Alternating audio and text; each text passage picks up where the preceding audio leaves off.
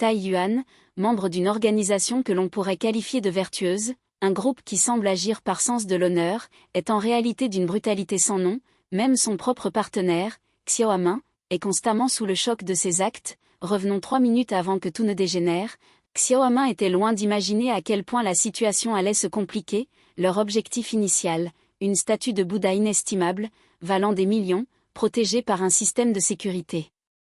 Laser infrarouge ultra performant, en temps normal, cela aurait été un problème de taille, mais pour Taiyuan Child Display, ce type se faufile sans effort dans ce réseau de lasers en perpétuel mouvement, il joue avec le feu. Xiao Amin est à ses trousses, mais soudain, c'est le drame, il glisse et tombe, mais Taiyuan, imperturbable, fait demi-tour pour aider son partenaire. Guidé par Taiyuan, ils parviennent à traverser la zone dangereuse et à atteindre le coffre-fort contenant la tête de Bouddha. Le temps presse, avec seulement 2 minutes d'avance, Xiao Amin, une experte en crochetage, parvient à désactiver le mécanisme de verrouillage à triple couche. À l'intérieur, il découvre la tête de Bouddha. Ce n'est pas un simple artefact. La rumeur court qu'elle renferme également des indices sur l'emplacement d'un légendaire trésor d'or. Soudain, une escouade d'assassins vêtus de noir surgit. Ils convoitent manifestement le même butin. On se jette immédiatement dans la mêlée. Après avoir reçu un coup à la tête, il entre dans une rage folle. Les ennemis affluents. La grande question est, ces deux-là survivront-ils? 10 ans plus tard, Taiyuan s'est réinventé sous le nom de Maître Xan, organisateur d'un prestigieux concours de crochetage, attirant les meilleurs experts du monde. Le Grand Prix est un artefact légendaire récemment découvert, l'épée du zodiaque de la dynastie Sui, mais il y a un hic. La police a infiltré l'événement avec des agents secrets, dans l'espoir de récupérer l'épée et d'arrêter Xiang. Maître Xiang ne se manifeste que lorsqu'un jeune homme nommé Xiaoji fait preuve d'un talent exceptionnel lors des épreuves. L'épreuve finale est alors révélée, la serrure Ziwu Yuan Yong, l'une des 3 serrures les plus complexes au monde, réputée pour n'être ouverte que par son créateur originel, et ce créateur n'est autre que le légendaire Xiao Amin d'antan. Xan reconnaît immédiatement Xiaoji comme le fils de Xiao Amin, grâce à un pendentif distinctif que porte le jeune homme. À cet instant précis, la police fait irruption sur les lieux. Xiang ordonne aussitôt la retraite et ordonne à ses hommes d'emmener Xiaoji, mais ce dernier s'empare de l'épée du zodiaque et prend la fuite. Un des hommes de main de Xiang et Ma se lance à sa poursuite. Alors quand Ma se rapproche, Xiaoji effectue un saut audacieux du haut de l'immeuble et Ma doit trouver un autre moyen de le rattraper. Mais Xiaoji le déjoue à chaque instant. Xiaoji est toujours en fuite et la tension est à son comble. Il réussit une nouvelle évasion audacieuse, cette fois en traversant une vitre brisée. Ma et ses hommes de main se rapprochent, ils tentent de l'encercler, mais Xiaoji effectue un saut périlleux et atterrit en plein sur un camion qui passe. Ce type est un as du parcours, mais sa liberté sera de courte durée. Les policiers parviennent à intercepter le camion. Aussitôt fait, Xiaoji est arrêté. Mais voilà le hic, il n'a pas l'air le moins du monde inquiet, pas le moins du monde. Il s'avère qu'il est enquêteur pour la société Chongbao, spécialisée dans la récupération d'objets perdus. Un enquêteur? Ça fait chic, dit le chef Kuan, sceptique et n'y croyant pas une seconde. Il fait remarquer que le père de Xiaoji était un voleur notoire et que Xiaoji est désormais mêlé aux affaires de Xiang, un caïd du crime. Pourquoi penserait-il qu'on peut lui faire confiance? C'est alors que la société Chongbao confirme l'identité de Xiaoji. Il est leur enquêteur. Le chef Kuan n'a d'autre choix que de le laisser partir, prit la main dans le sac, mais à peine Xiaoji sort-il du commissariat, paf! Il se heurte à un aveugle. Excusez-moi, pourriez-vous m'indiquer le chemin du pont? Demande l'homme. Xiaoji lui donne poliment des indications, mais à peine se retourne-t-il qu'il s'aperçoit que son passeport a disparu, volatilisé. Il se lance à sa poursuite et comprend rapidement que l'aveugle est en réalité un des hommes de main de Xan, un maître du déguisement surnommé le Maître. Et si on jouait à un jeu? Ton passeport est pour moi, rejoins Lontang et tu le récupéreras, dit le maître d'un air suffisant. Xiaoji refuse catégoriquement, il arrache son passeport et s'éloigne, mais comme par hasard, il devient aussitôt la cible suivante d'Endma. Heureusement pour lui, il était prêt cette fois-ci et réussit non seulement à conserver son passeport, mais aussi à lui subtiliser son téléphone portable. Voilà ce que j'appelle une belle revanche. Ma est furieuse, elle se lance à sa poursuite, mais Xiaoji reprend rapidement le dessus et la maîtrise. Malgré sa fuite apparente, la course-poursuite avec l'épée du zodiaque n'est pas terminée. Il continue sa course et tombe nez à nez avec le combattant le plus redoutable et le plus habile de Xan. L'agent spécial terrasse facilement Xiaoji. Cependant, lorsqu'ils ouvrent son sac à dos, il est complètement vide. profitant de la situation, Xiaoji s'échappe une fois de plus, pour être sûr, elle aussitôt un taxi, mais comme on dit, le vieux ginger est plus piquant que Xan, ce dernier a toujours une longueur d'avance. J'ai gagné, lance Xan tandis que les portières du taxi se verrouillent. Xiaoji n'a d'autre choix que de rester assis et d'écouter Xiang reprendre le récit d'il y a 10 ans. Xiao Mama a pris la tête de Bouddha, Xiang le lui dit, après l'incident du taxi. Xiang y retourne à sa cachette, mais c'est le chaos total, la tête de Bouddha a disparu, tout comme son complice de toutes ces années. Il comprend que son plan a échoué. Traqué par la police, il doit changer de nom pour Xan et se cacher. Il recherche désespérément la moindre trace de l'artefact disparu et de son ancien partenaire. Les années passent et enfin, ses efforts sont récompensés. Il découvre que Xiaomin avait caché la tête de Bouddha dans une serrure de sa propre conception, une serrure appelée Chenuin du ciel et de la terre, mais, d'une manière ou d'une autre, cette serrure s'est retrouvée entre les mains d'un antiquaire nommé Lewanao. Lewanao n'est pas un prêteur sur gage ordinaire, cet homme est rusé, doté d'un sens aigu du détail et d'une prudence extrême. Quiconque tente de lui faire avaler une contrefaçon le paie cher. Malgré toute son expertise, Lewanao n'est jamais parvenu à percer le secret du Changquin céleste et terrestre. De retour dans le taxi, Xiaoji écoute attentivement. « Tu veux que je t'aide à récupérer la tête de Bouddha à Lewanao ?» demanda Xiaoji. L'air interrogateur, mais il ne s'agissait pas seulement de la tête de Bouddha. Xiang répondit. Sache que Xiaoji ne se soucie pas d'un simple Bouddha, il a aussi des informations sur ton père. Ces mots blessèrent profondément Xiaoji. Retrouver son père était son plus grand rêve, son désir le plus profond. Il s'est toujours demandé si son père était encore en vie et pourquoi celui qui lui avait appris à ne jamais prendre ce qui ne lui appartenait pas était devenu voleur. S'il avait participé au concours, c'était dans l'espoir de le retrouver. Finalement, Xiaoji accepte de faire équipe avec Xiang. Ce dernier lui présente aussitôt les membres de son équipe, l'agent spécial, un opérateur surentraîné, et farouchement loyal à Xiang qui lui a jadis sauvé la vie, Zhangzhou, Pearl, une experte en informatique chargée du soutien technique, le maître, spécialiste du déguisement, Emma, la fille adoptive de Xiang. Revenons à leur plan. Leur prochaine cible est le musée Tony, où est conservée la paire de serrures à fleurs de prunier, également créée par Xiaomin. Le déblocage de cette serrure leur donnera les indices nécessaires pour ouvrir la serrure Changquin du ciel et de la terre et récupérer la tête de Bouddha. Xiang dit à Xiaoji de ne plus s'inquiéter, il chargera l'agent spécial Emma de l'emmener dans les réserves du musée. Il lui suffit de réussir à forcer la serrure en moins de 15 minutes. Cependant, il pose une condition. Il se contentera d'ouvrir la serrure, sans rien voler. Xan accepte, le maître se déguise alors en antiquaire japonais, accompagné de son conseiller en collection et de son garde du corps, l'agent spécial. Il pénètre sans encombre dans le musée Tony. « Nous sommes ravis que vous ayez pris le temps de visiter mon musée », déclare le maître d'un ton suave. Sous les traits du riche antiquaire, le maître propose un prix exorbitant pour une certaine antiquité, obligeant le directeur du musée à venir les accueillir en personne pour le distraire. Ma tente aussitôt de le charmer, mais le directeur reste inflexible. Jinu suggère alors de remplacer la belle par un bel homme, permettant ainsi à l'agent spécial de flirter avec le directeur.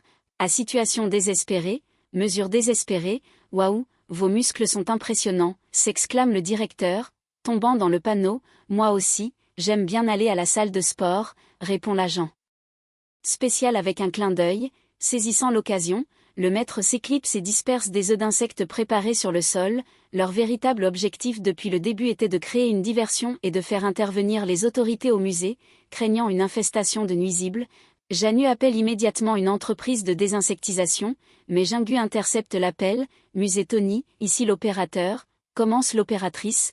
Nous soupçonnons une infestation de nuisibles, veuillez envoyer quelqu'un immédiatement, dit Janu, se faisant passer pour l'opératrice comme si de rien n'était.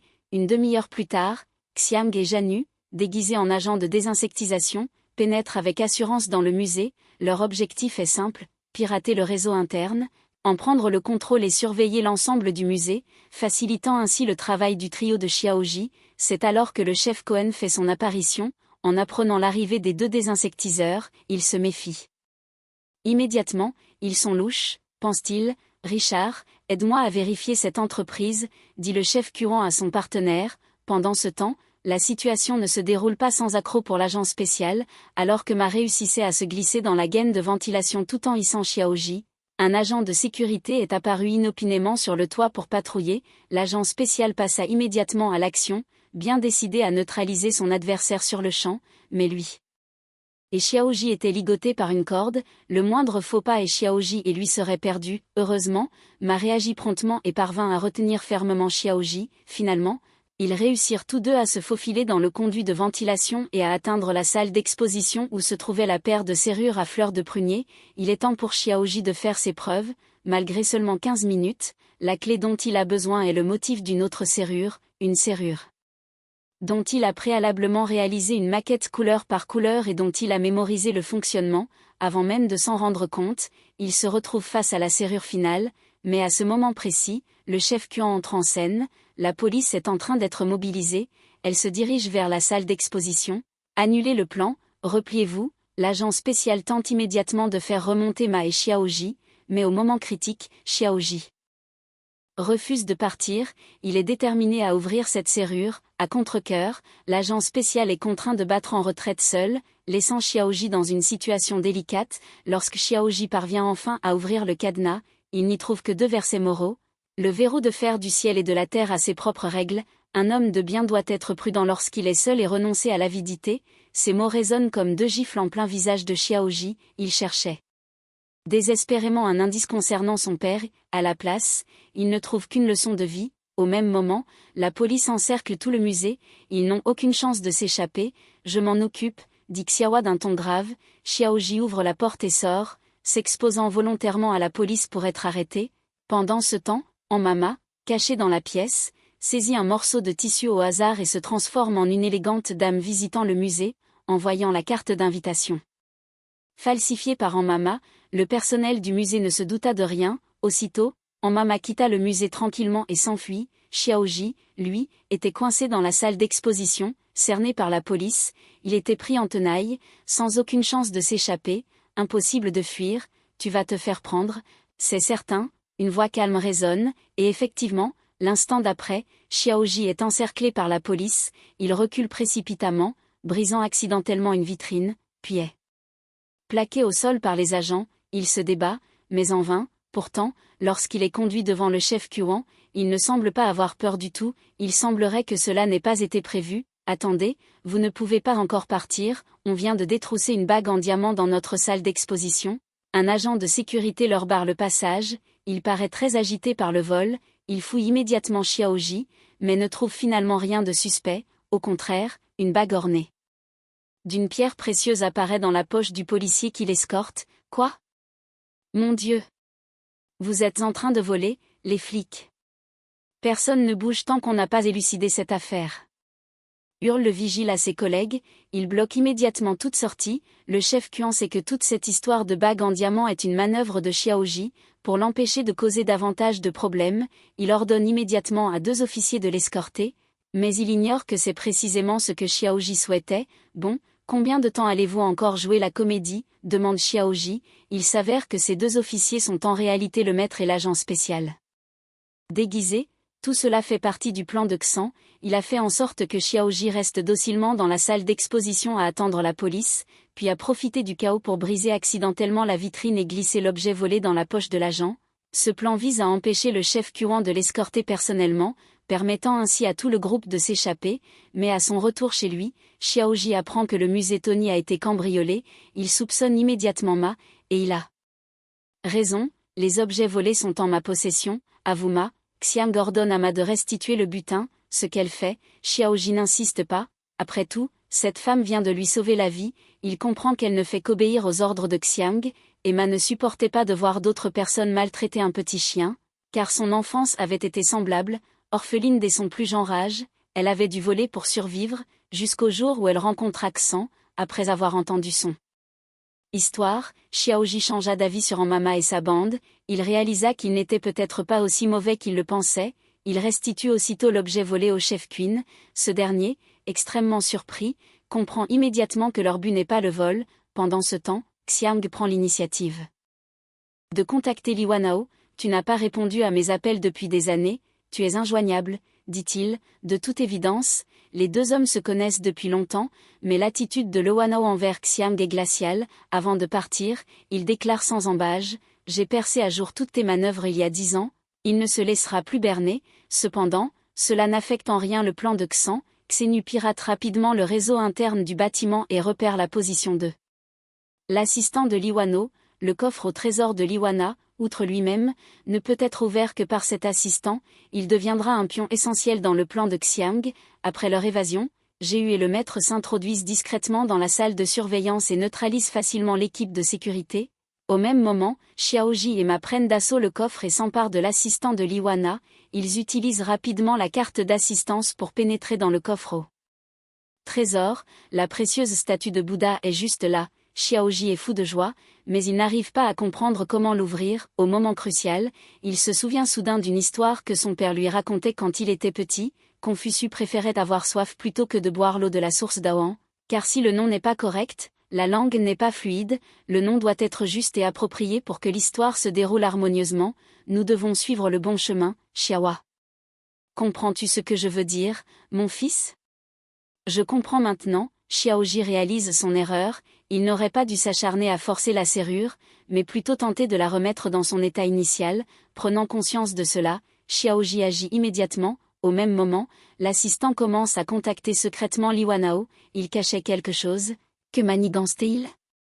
Il s'avère qu'il s'est laissé capturer intentionnellement. Son but était de piéger le groupe et de voir s'il parviendrait à résoudre l'énigme du champion céleste et terrestre. Il n'a jamais été de leur côté. L'assistant est un expert en arts martiaux et Ma ne fait pas le poids face à lui. Impuissante, Ma n'a d'autre choix que de se battre de toutes ses forces, tentant de gagner du temps pour que Xiaoji puisse ouvrir la serrure. Par conséquent, un simple moment d'inattention suffit à la faire plaquer au sol par l'assistant et à la blesser gravement. Entre-temps, Liwanao a conduit ses hommes jusqu'à la chambre forte. Janju s'empère de l'en informer Ma et Xiaoji, qui aide aussitôt le maître à s'échapper. Ils ne pourront plus rien faire pour lui. Au moment où Ma est sur le point de s'effondrer, Xiaoji parvient enfin à ouvrir le verrou champion céleste et terrestre. La tête de Bouddha, scellée depuis 10 ans, est enfin libérée. L'assistante s'en aperçoit et se précipite pour s'en emparer, mais Xiaoji s'empare rapidement de la tête de Bouddha et s'enfuit avec Ma. Soudain, au moment où elle s'éloigne et que Ma est prise en otage par l'agent spécial, elle se retrouve piégée. Désolée, tête de Bouddha, donne-la-moi, l'agent spécial les a trahis. Xiaoji n'a d'autre choix que d'obéir, et Ma réalise soudain qu'elle ne peut plus contacter Xan. C'est la fin. En infériorité numérique et d'armement, les deux hommes sont tombés entre les mains de Liwana. Dès que Liwanao aperçoit l'amulette de Bouddha sur Xiaoji, il le reconnaît immédiatement. Il se doute déjà de sa véritable identité. Votre fils Xiaomin? Pourquoi travaillez-vous pour Jutayuan Xiang? S'exclame Liwanao. La vérité éclate. Il y a 10 ans, Liwanao était lui aussi coéquipier de Xiaomin et Xiang. Il a été témoin de la cupidité de Xiang, qui convoitait la tête de Bouddha et a assassiné Xiaomin. Pour couronner le tout, Xiaomin soupçonnait depuis longtemps le premier ministre Xiang de manigancer quelque chose. Aussi, il a-t-il rapidement enfermé la tête de Bouddha dans le coffret chenien du ciel et de la terre. Xiaomin a rendu le vol de la tête encore plus impossible en installant une serrure impénétrable dont lui seul connaissait le mécanisme. Pire encore, personne d'autre que moi ne peut ouvrir ce coffre. La serrure était si difficile à forcer que même le voleur initial a échoué. Le plan du premier ministre s'effondre complètement. Liwanao, le stratège en communication, joue son rôle avec sang-froid dans cette situation complexe. Xiaoji, s'emparant de la boîte contenant la tête de Bouddha, est complètement abasourdi. Il ignorait totalement qu'il aidait l'ennemi qui avait tué son père. Z était en train de orchestrer une vaste diversion, et Xiaoji était tombé dedans à bras-le-corps. Pendant ce temps, le Premier ministre recourt à la même vieille ruse. Il abat l'agent spécial et s'enfuit avec la tête de Bouddha. C'est ainsi qu'il gérait tous les problèmes à l'époque, et il semble n'avoir pas changé d'un iota. Soudain, le capitaine Kuiné. Ses hommes arrivent au bâtiment. Liwanao est pris au dépourvu. Xiaoji et Ma profitent du chaos pour s'échapper. Liwanao est arrêté par la police à cause des antiquités volées dans le coffre et des cadavres retrouvés dans le bâtiment. Son plan se retourne contre lui. Il est arrêté et Ma n'arrive pas à croire que le Premier ministre les ait trahis. Elle a le cœur brisé. On dirait que tout le monde se trahit ces temps-ci. C'est alors que Xiaoji prend l'initiative de contacter le capitaine Kuan. Il s'avère qu'ils s'étaient déjà rencontrés lorsqu'il lui avait envoyé les objets à collectionner. Shu est extrêmement surprise, mais pour démasquer le traître, elle décide immédiatement de coopérer avec la police et de localiser la cachette du Premier ministre. Ce dernier a l'intention de s'enfuir avec la tête de Bouddha. La police se met aussitôt en position de surveillance. Jinnu utilise également rapidement les caméras de surveillance pour repérer sa position. La situation est critique et chaque seconde compte. Informé, Xiaoji Ema bloque immédiatement le passage au Premier ministre. Vous êtes aussi naïf que votre père. Pas étonnant que vous ne puissiez jamais me vaincre. Le Premier ministre semble nourrir une rancune personnelle envers la famille. Le Premier ministre était préparé. Xiaoji Ema se retrouve immédiatement en danger. Malgré tout, Mama ne se laisse pas abattre. Au moment où elle est sur le point d'éliminer le Premier ministre, le drame survient. Heureusement, Xiaoji arrive à temps et neutralise l'assassin. Par ailleurs, le Premier ministre Xian est intercepté par le capitaine Quan. Il s'engage dans un combat brutal, chaque mouvement étant aussi impitoyable et mortel que le précédent. Le capitaine Quan est en difficulté et manque d'être tué par le Premier ministre. Des renforts de police arrivent sur les lieux. Le Premier ministre cherche aussitôt à s'échapper, mais avant d'avoir fait quelques pas, il est pris en embuscade par Xiaoji. Le Premier ministre pose la tête de Bouddha à terre et se met à réprimander Xiaoji. Ce dernier se débat, à 2 doigts de la mort. Après s'être enfui, le Premier ministre se dirige vers le parking souterrain, bien décidé à prendre la fuite, mais soudain, au milieu de la chaussée, sa voiture dérape et percute de plein fouet le cordon de police. Victoire. Désormais, le monde des voleurs est entre mes mains. Le Premier ministre exulte. Il s'avère que Xiaoji avait prédit que le Premier ministre tenterait de s'échapper en voiture. Il lui avait donc préparé un véhicule identique au niveau B1.